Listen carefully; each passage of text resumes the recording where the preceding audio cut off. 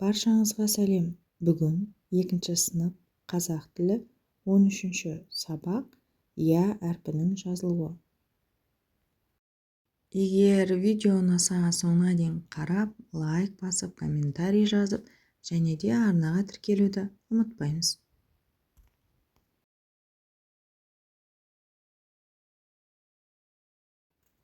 Я әрпінің жазылуы.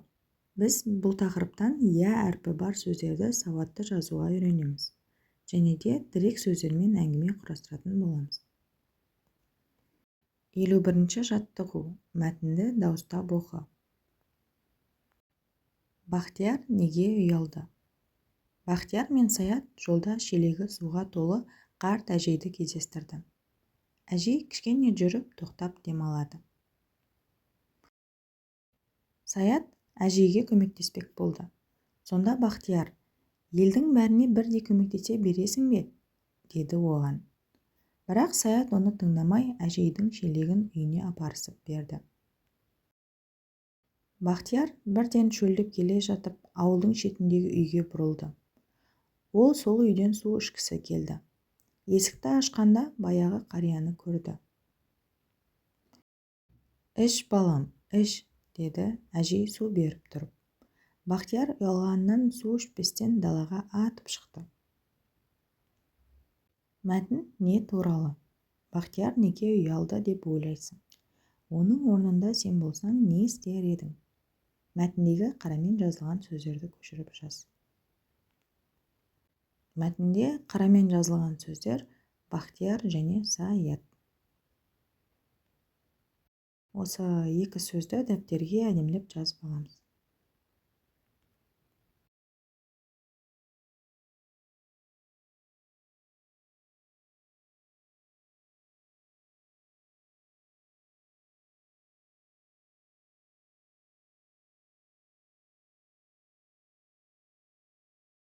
Келесі 52-ші жаттығу.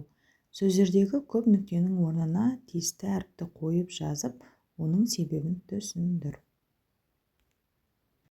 Енді көп нүктенің орнына тиісті әріпті қойып сөздерді оқып шығайық.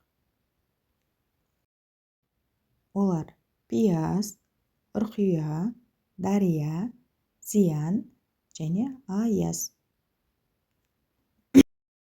Бұл жерде барлық сөзге я әрпі қойылады.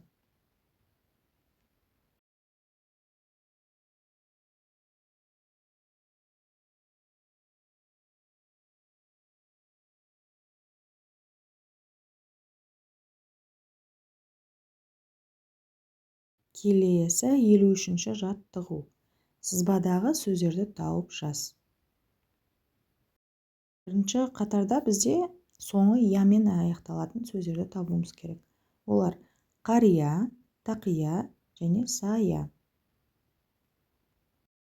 Екінші сызбада бізде я әрпі сөздің ортасында тұру керек. Соған сай сөздерді табуымыз керек.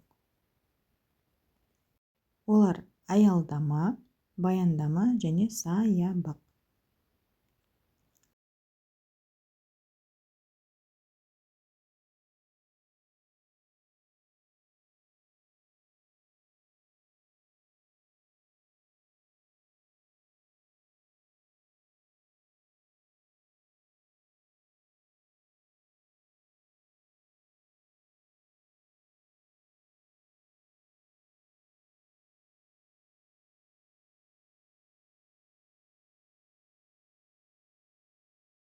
Келесі 54-ші жаттығу. Жұмбақты оқып шешуін тап.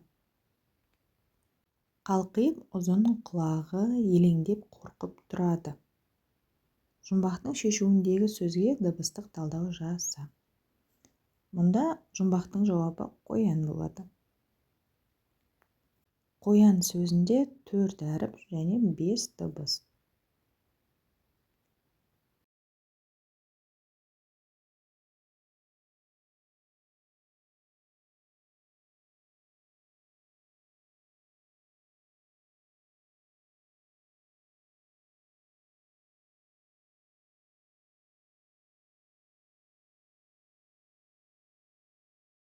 Келесі 55-ші жаттығу. Құстарға қамқорлық тақырыбында берілген тірек сөздермен әңгіме құрастырып жаз. Бізге берілген тірек сөздер балалар, құстар, ұя жасау және жем шашу. Енді осы тірек сөздерді пайдаланып, құстарға қамқорлық тақырыбында әңгіме құрастырып көрейік.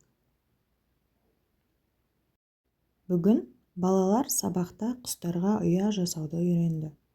Ұяны ағашқа іліп, алдына жем шашты. Аздаған уақыттан соң құстар көптеп ұшып келіп, балалар да мәз-мейрам болды.